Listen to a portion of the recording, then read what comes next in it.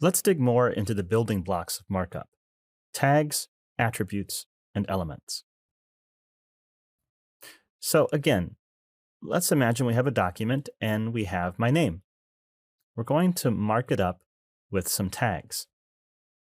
This tag is about meaning, but we can then also add other related pieces of information or instructions to a tag. Now, I should point out that right now we're just kind of inventing our own markup language. As an example, this isn't HTML yet. First, we're just getting the concepts. Now, let's suppose in this markup language, my markup language, I'm going to add the ability to add some extra information. For example, I want to show that in this case, I mean the first name. Other related pieces of information or instructions are called attributes.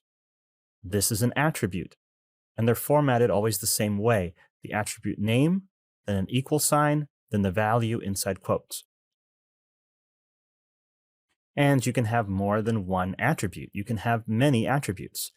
This is an attribute, and this is an attribute. What I'm saying then is what's between these tags is a name, it's a first name, and it's a nickname. And this is just me deciding how I want that to be marked up in my language. If someone else used my markup language, they should do the same thing. Now, this entire block, the tags with the attributes and its contents, is called an element. And here we have the vocabulary of markup: tags, attributes, and elements.